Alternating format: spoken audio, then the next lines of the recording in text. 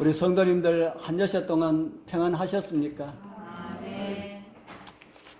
오늘 또 말씀을 사모하시는 심령으로 주님 앞에 이르신 우리 모든 성도님들에게 하나님의 성령의 감동하심으로 들려지는 모든 말씀마다 성령으로 깨닫고 은혜 충만, 성령 충만한 그런 복된 시간 되기를 축복합니다. 코로나 바이러스로 인하여서 전 세계가 떨고 있지요. 제가 보니까 세계 곳곳 30여 개 국가에서 환자들이 있다는 그런 기록을 보았습니다. 이럴 때 우리는 어떻게 하면 좋을까요? 우리 여러분들 이 바이러스로 인하여서 우리 겁먹을 필요가 없습니다. 두려워할 필요도 없습니다. 그렇다고 해서 우리가 아무렇게 살면 되지 않지요. 우리가 하여야 할 예방수칙 잘 지키면서 우리는 이런 시기에 우리의 신앙이 어디에 있는지 살펴보았으면 좋겠다 하는 이런 생각이 듭니다. 아까도 제가 잠깐 말씀을 드렸지만은 이런 일들이 일어나는 것을 볼 때마다 주님 오시기 바로 직전에 일어날 하나님의 심판 때는 어떤 현상이 일어날까 많이 생각하게 됩니다. 여러분들도 좀 생각해 보셨습니까? 종말의 때 이 지구가 마지막이 되면은 마지막이 될수록 가까워올수록 이런 끔찍한 질병들이 점점 더 많이 일어나게 될 것임을 성경은 미리 말씀해 주고 있지 않습니까? 그래서 주님께서 하나님의 백성들에게 건강 기별이 필요하였고요. 우리 성도님들 이 어려운 시기에 더 말씀 가까이 하시고 기도 많이 하시고 우리의 본분을 더욱 공고히 지키기 위하여서 정말 말씀 안에 살아가는 우리 모두가 되기를 축복합니다. 저는 오늘 함께 교독한 말씀을 중심으로 해서 어떻게 믿음을 다할 수가 있을까라는 이런 제목으로 어떻게 우리의 연약한 믿음을 강하게 할 수가 있는지 지금보다 더 나은 믿음을 가질 수가 있는지를 함께 살펴보면서 은혜를 나누려 합니다. 여러분들도 믿음이 좀 더 있었으면 좋겠습니까? 아멘 하신 분들만 그랬으면 좋겠고 안 하신 분들은 뭐 만족합니까? 이 정도의 믿음이면은 이 정도의 믿음의 생활이면은 만족하다 이렇게 생각하신 분들은 아마 없을 겁니다. 그런데 다른 교회에는 있을지 모릅니다. 제가 그런 분들 혹가다 한 번씩 이렇게 봤기 때문에 그렇습니다. 우리 성도님들 재물에 대하여서는 이 정도면은 만족하다 그렇게 생각하면은 생각할수록 유익이 있고요. 또 이 세상에 속해 있는 그 어떤 것도 이 정도면은 되었다 만족하다 이렇게 생각하면은 그렇게 생각하는 사람들의 유익이 있습니다. 그러나 믿음에 대하여서는 항상 부족함을 느끼게 되길 바랍니다. 우리 집사람이 혹가다 그런 이야기를 합니다. 나는 믿음이 너무 연약해서 그래서 제가 옆에서 듣고 있다가 그게 정상이다. 그게 믿음이 있다는 증거다. 그렇게 이야기를 합니다. 믿음이 항상 부족한 것처럼 우리 주님께 은혜를 구하는 그런 삶을 사는 성도들이 진정한 믿음을 가진 백성이다 하는 겁니다. 성경은요, 목마른 자들이 마시게 될 것이고 배고픈 자들이 먹게 될 것이고 부족을 느끼는 자들이 체험을 입게 될 것이라고 그렇게 성경은 우리에게 가르쳐주고 있습니다. 믿음도 그렇다 하는 겁니다. 그런데 그 부족함을 언제 느껴야 될까요? 나의 믿음이 부족하다라고 하는 것을 언제 느껴야 될까요? 나중에 우리 주님께서 이 땅에 오실 때 그때 우리 느끼면 될까요? 우리는 지금 느껴야 됩니다. 주님 오시는 그날에 준비하지 못하였던 자들과 믿음의 생활을 하지 못하였던 그런 자들, 그리고 부주의한 생활을 한 사람들, 그리스도인이었다고 하지만은 부족함을 느끼지 못하고 살았던 그런 사람들은 다 부족함을 느끼게 될 것입니다. 그러나 그때는 어떻다는 말입니까? 그러나 그때는 어디서도 체험을 받을 수가 없을 것이다. 그런 내용을 우리는 마태복음 25장 열처녀의 비유에서 우리는 다 우리 확인을 하고 있지요. 어떤 사람도 나누어 줄 수도 없고 나누어 받을 수도 없다 하는 겁니다. 그날에는 자기가 가지고 있는 믿음의 분량대로 심판을 받고 의롭다 인정함을 받고 영접을 받든지 버림을 받든지 둘 중에 하나로 들어가게 될 것이라고 성경은 우리에게 가르쳐주고 있습니다. 믿음을 다할 시간은 언제라는 겁니까? 제가 늘 말씀을 드리지만은 믿음을 다할 시간, 부족함을 보충할 시간은 바로 오늘이다 하는 겁니다. 우리 사랑하는 성도님들, 오늘 말씀을 통하여서 여러분들의 믿음들이 배 이상 더함을 받으시는 그런 은혜가 함께하길 축복합니다. 아멘. 오늘 우리가 함께 교독한 말씀을 보면은요, 예수님의 제자들이 예수님께 나와서 청을 하는 것을 보게 됩니다. 누가복음 17장 5절에 보면은 사도들이 주께 여짜오되 우리에게 무엇을 다하소서 합니까? 우리에게 믿음을 다하소서. 그 다음 말씀에 또 이런 기록이 있습니다. 이렇게 우리에게 믿음을 다하소서 하니 주님께서 이런 말씀을 주셨습니다. 같이 읽겠습니다. 주께서 시작. 주께서 가라사대 너희에게 겨자씨 하나일 만한 믿음이 있었다면 이 뽕나무들어 뿌리가 뽑혀 바다에 심기우라 하였을 것이요 그것이 너희에게 순종하였으리라. 아멘. 너희에게 어떤 믿음이 있었다면이라고 합니까? 겨자씨 하나일 만한 믿음이 있었다면은, 그럼 겨자씨 하나일 만한 믿음이 제자들에게 있었다 하는 겁니까? 없었다 하는 겁니까? 없었다 하는 겁니다. 겨자씨가 얼마만 할까요? 성경에는 겨자씨에 대하여서 이런 말씀을 우리에게 주고 있습니다. 겨자씨 하늘과 같으니 땅에 심길 때에는 땅 위의 모든 씨보다 어떤 것이라 합니까? 작은 것이다. 땅 위의 모든 씨보다 작은 것이다. 여기 손바닥 위에 올려져 있는 작은 씨앗이 그것이 바로 겨자씨입니다. 물론 겨자씨보다 더 작은 씨앗들도 있습니다.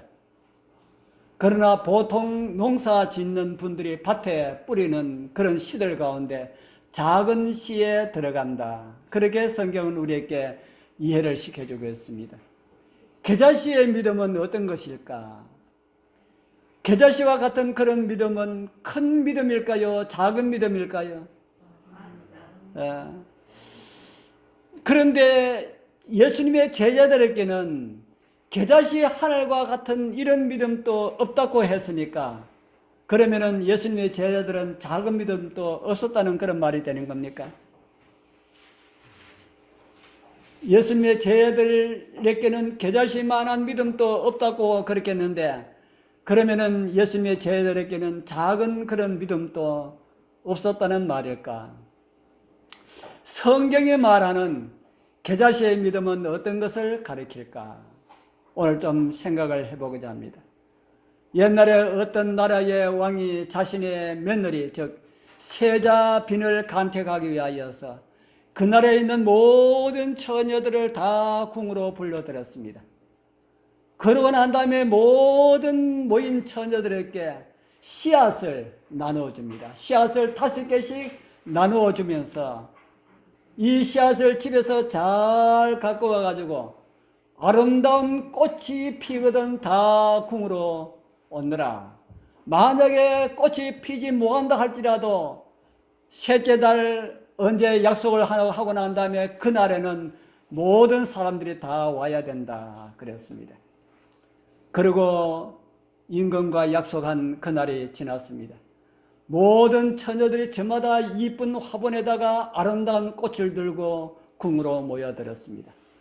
그리고 이제 왕은 그 수많은 사람들이 모여있는 그곳을 지나가면서 아름다운 꽃들을 보면서 지나갑니다. 아름다운 꽃을 보면은 얼굴이 밝아지겠습니까? 어두워지겠습니까? 예, 밝아져야 되는데, 이 왕은 아름다운 꽃들을 보면서 지나갈 때마다 얼굴이 자꾸 더 어두워집니다. 왜 아름다운 꽃을 보고 왕의 얼굴이 어두워갈까?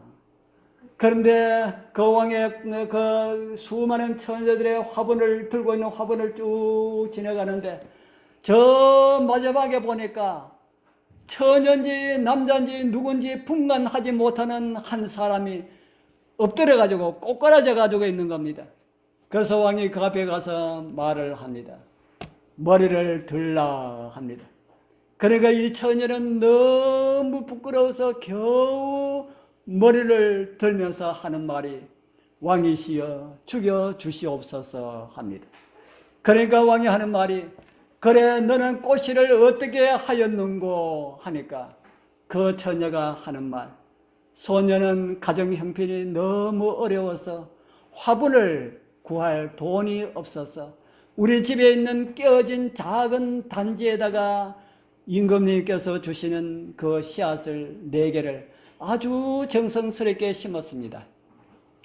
그것도 잘 하기 위하여서 저 산에 가서 씨앗에 좋다는 이런 흙을 아주 잘 떠가와 가지고 그렇게 단지에 넣고 정성스럽게 심고 어떻게 하면은 이 씨앗이 잘 발화할 수가 있는지를 물어 가지고 씨앗을 정성스럽게 발화되도록 했는데 임금이시여 석 달이 지난 지금까지 이 씨가 싹이 나오지 않습니다.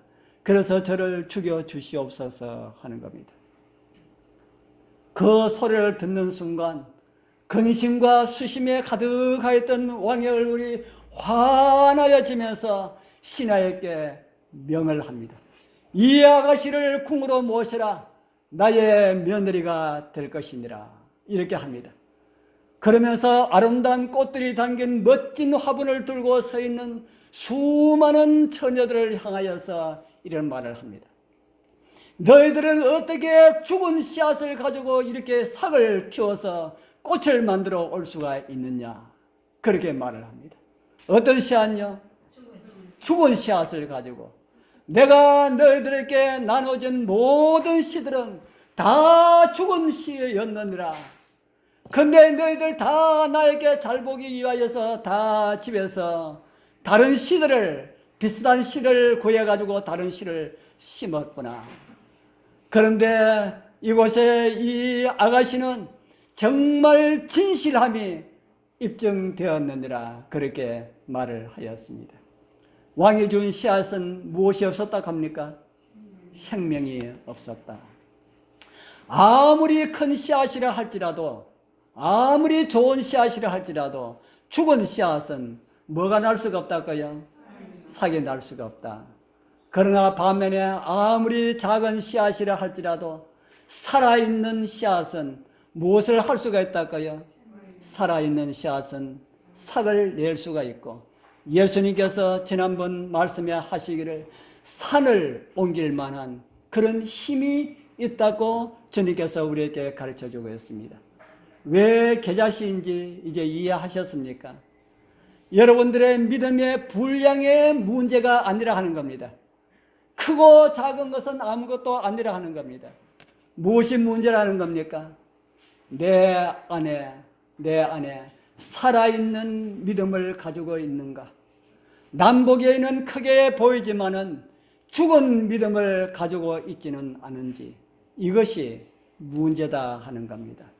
우리 사랑하는 귀하신 성도님들, 여러분들 마음 가운데 정말 살아있는 그런 믿음을 가지게 되길 소원합니다. 그래서 주님의 말씀처럼 산을 한번 옮겨볼 그런 마음 없으십니까? 장유의 저 불모산이 진의 앞바다로 옮겨지는 그런 믿음을 행사하는 주님의 능력의 전달자들이 여러분들 다 되시기를 소원합니다. 그래서 우리 장유의 교회가요, 우리 정말 이 장유에서 지금은 가장 작은 교회지만은 장유의 그 어떤 교회보다 능력 있는 교회, 정말 가장 사람 많고 적고 이것을 떠나서 가장 그런 큰 교회로 우리 예수님이 알려지길 그렇게 소원을 합니다. 그러면 어떻게 하면 살아있는 그런 믿음을 소유할 수 있을까요?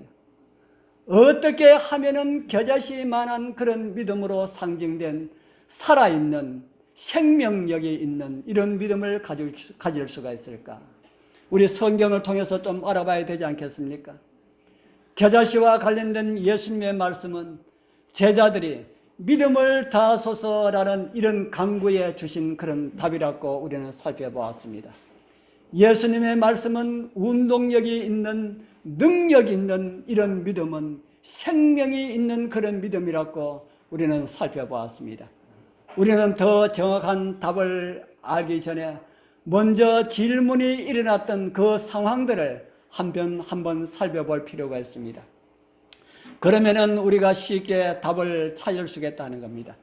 오늘 제자들이 주님께 믿음을 다하소서라는 말씀을 드리기 전에 어떤 일이 있었는지 한번 살펴보도록 하겠습니다. 누가복음 17장 1절에서 4절이 그 전에 있었던 일입니다.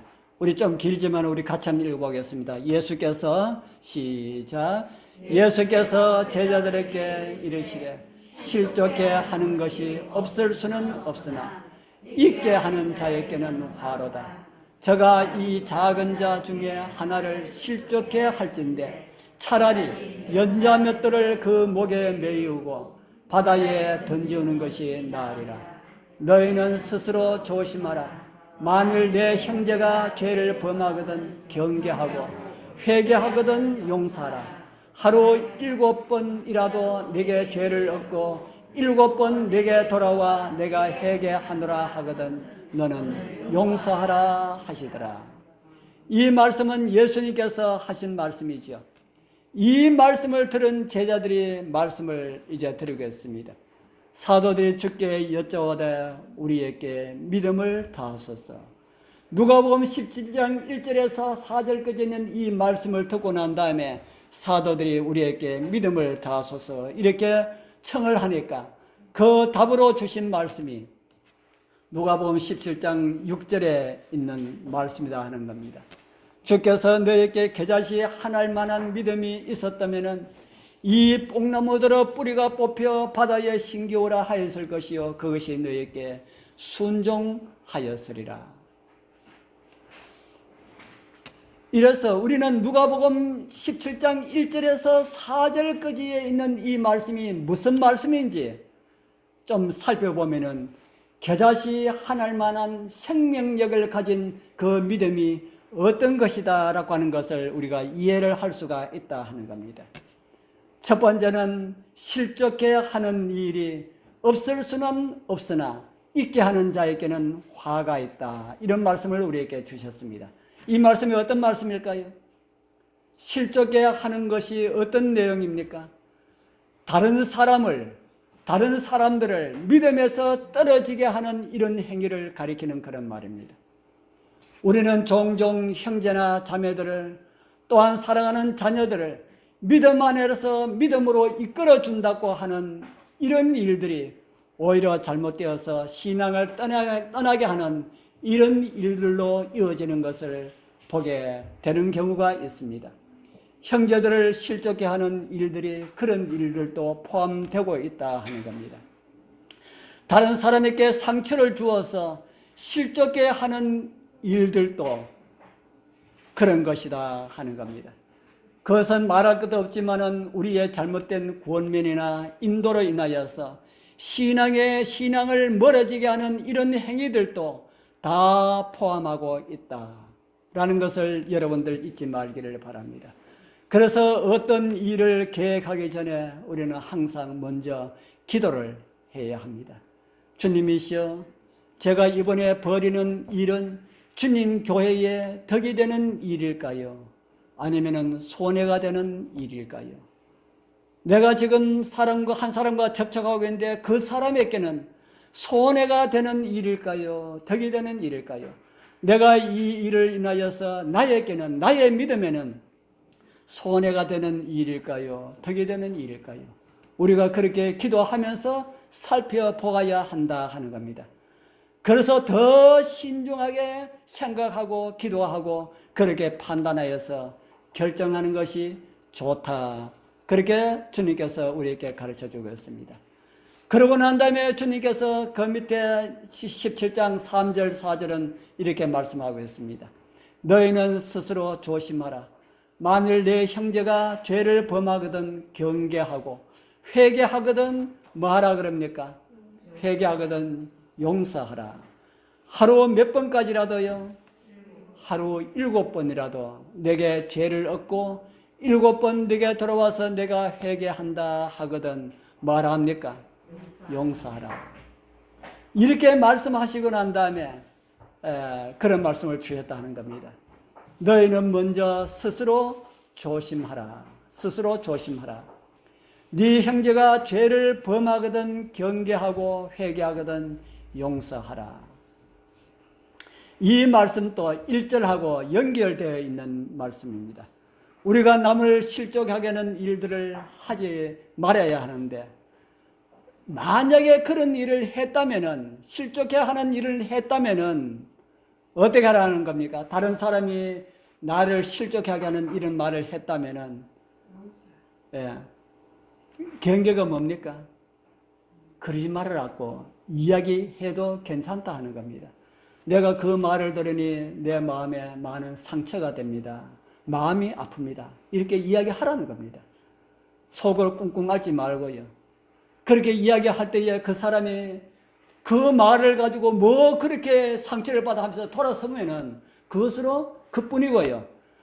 그 사람이 그래 내 미안하게 됐어요. 내 정말 잘못했어요 하면은 어떻게 하랄까요? 그러면은 용서하라는 그런 말씀입니다. 그리고 그 일을 하루에 몇 번 하더라도요.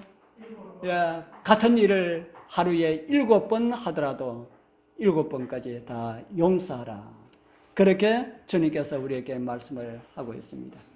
우리를 실족하게 하는 다른 말로는 아픔을 주는 또 다른 말로는 스트레스를 주는 이런 일들 그런 일들이 있지만은 그런 일들 가운데서도 우리가 잘 해결하라는 그런 말입니다.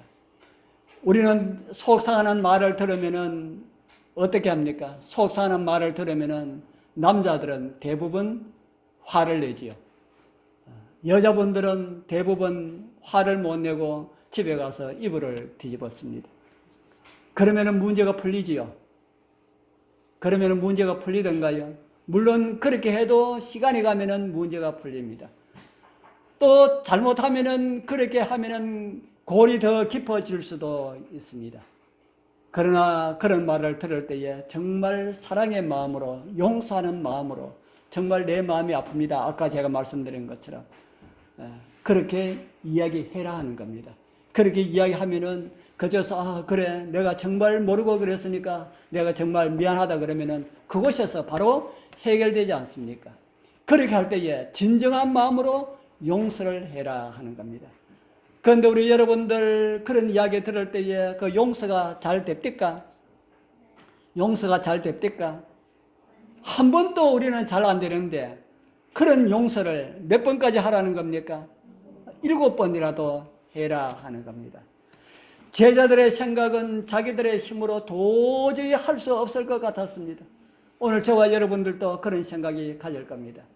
그래서 주님께 이런 각오를 합니다. 사도들이 주께 여쭤오되 우리에게 믿음을 다하소서. 어떤 믿음을 다해달라는 말입니까? 누가복음 17장 1절에서 4절에 나오는 이런 믿음을 더해달라라는 이런 말입니다. 여기서 우리 주님께서 답으로 주신 겨자씨와 관련된 이거하고 17장 1절에서 4절에 나오는 이 내용하고 우리가 같이 한번 생각을 해본다면은 겨자씨 하나일 만한 믿음, 다른 말로 하면은 살아있는 생명력이 있는 그 믿음은 무엇하고 연결되어 있는 것처럼 그렇게 보입니까? 생명력이 있는 믿음은 산을 옮길 만한 이런 믿음은 뭐하고 연결되어 있습니까? 사람과의 관계하고 연결되어 있다. 무슨 관계입니까? 다른 사람을 용서하는 이런 관계하고 연결되어 있다 하는 겁니다. 7번까지가 아니라 다른 데는 70번씩 7번까지라도 그렇게 주님 말씀하셨지요. 언제든지 용서를 구하면은 용서를 하라라고 하는 이런 말씀하고 연관이 있다 하는 겁니다. 우리 다른 사람을 용서하지 못하는 것, 우리 여러분들 혹 그런 마음이 없습니까? 내가 다른 사람은 다 용서해도 그 사람만은 내가 용서하지 못해. 뭐가 없다는 증거입니까? 오늘 누가복음 17장 1절에서 우리가 쭉 읽어보면서 이 말씀을 통해서 우리가 볼 때에 다른 사람을 도저히 용서할 수 없다라는 이런 마음이 우리의 마음에 있다면 무엇이 없다는 증거입니까? 믿음 가운데서도 어떤 믿음요? 생명력이 있는 믿음. 또 다른 말로 하면은 살아있는 믿음이 없다 하는 겁니다. 우리 사랑하는 성도님들, 용서하는 마음을 가지려면은 생명력 있는 그런 믿음을 가져야 하고요. 생명력이 있는 그런 믿음을 가지려면은 어떻게 해야 됩니까? 다른 사람을 용서하는 하루에 7번이 아니라 70번씩 7번이라도 용서할 수 있는 이런 마음을 가져야 한다. 바로 그 마음이 생명력이 있는 믿음이라고 주님께서 우리에게 가르쳐 주겠습니다. 이런 믿음을 가지기 위하여서 우리는 어떻게 해야 될까요? 이런 믿음을 가지기 위하여서 우리는 어떻게 해야 될까? 주님이시여 우리에게도 믿음을 다하소서라는 이런 기도를 드려야 할까요? 예, 우리는 이런 기도를 드려야 합니다. 기도의 필요성에 대하여서 주님께서 이런 말씀을 우리에게 주신 일이 있습니다. 마가복음 9장 27절입니다. 이르시되 기도 외에는 이런 유가 나갈 수가 없느니라. 이 말씀을 하시게 된 배경은 이렇습니다. 예수님께서 제자들과 함께 변화산으로 가셨습니다. 항상 예수님은 다른 곳에 가실 때마다 세 제자만 데리고 가시죠. 그래서 세 제자만 데리고 산 깊은 곳에 들어가시고 나머지 9 제자들은 산 아래에 있었는데 귀신 들린 아들을 둔 아버지가 아들을 데리고 제자들에게 와서 고쳐달라고 합니다. 그런데 제자들이 고쳐줬습니까? 못 고쳐줬습니까? 못 고쳐줬습니다. 그래서 9 제자가 그 한 명 한때 정말 아주 난감한 그런 가운데 있을 때에 예수님께서 오셨습니다. 그리고 예수님께서 고쳐주시고 난 다음에 이제 얼마의 시간이 가고 난 다음에 제자들이 예수님께 물었습니다. 왜 우리는 고쳐주지 못했습니까? 왜 예수님께서는 고쳐주시는데 왜 우리는 고쳐주지 못합니까? 이럴 때에 너희들은 너희고 나는 나이기 때문에 그렇다 이렇게 말씀하지 아니하시고요. 무슨 말씀하셨습니까? 거기에 대한 대답이 마가복음 9장 29절입니다.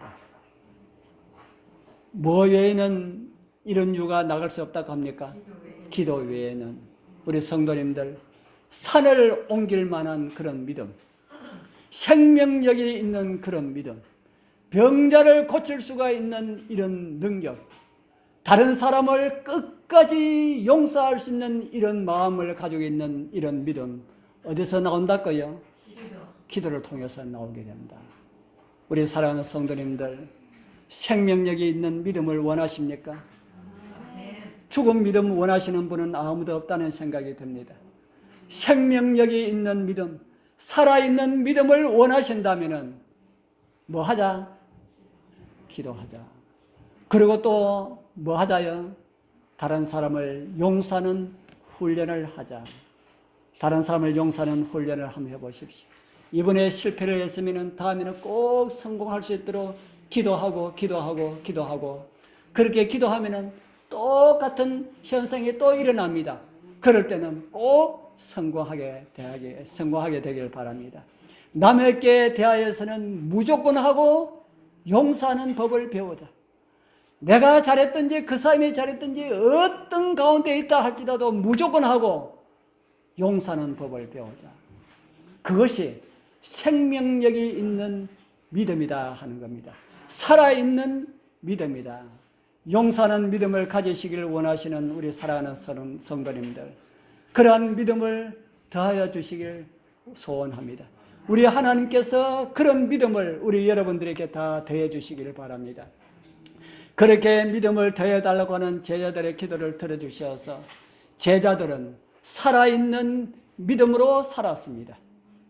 예수님의 모든 제자들은 다 그런 믿음을 행사하면서 살았습니다. 우리도 기도와 경건의 연습, 용서하는 그런 연습을 통하여서 우리 다 산을 옮길 만한 그런 믿음을 소유한 장로교회 우리 모든 성도님들 다 되기를 소원합니다. 아멘. 그래서 이 마지막 때로 가는 오늘날 주님께서 하기를 원하시는 일들이 우리 장로교회를 통하여서 이루어지고 장로교회에 출입하는 모든 사람들과 우리와 함께하고 있는 모든 가족들이 우리 주님 오시는 날 기쁘게 주님을 영접할 수 있는 그런 은혜가 우리 모두와 함께하길 축복합니다. 기도드리겠습니다. 하늘에 계시는 거룩하신 우리 아버지 하나님 감사합니다. 믿음 없는 저희들을 불러주셔서 믿음을 다하소서라는 기도를 드릴 수 있게 해주셔서 감사합니다. 주여 믿음 없는 저희들에게 믿음을 다하여 주시옵소서. 겨자씨와 같은 살아있는 믿음을 다하여 주시옵소서. 다른 사람을 용서하지 못했던 저희들을 불쌍히 여겨주시고 다른 사람을 용서하되 이런 번씩 7번까지라도 우리가 용서할 수 있는 이런 마음을 가질 수 있도록 주님 도와주시옵소서.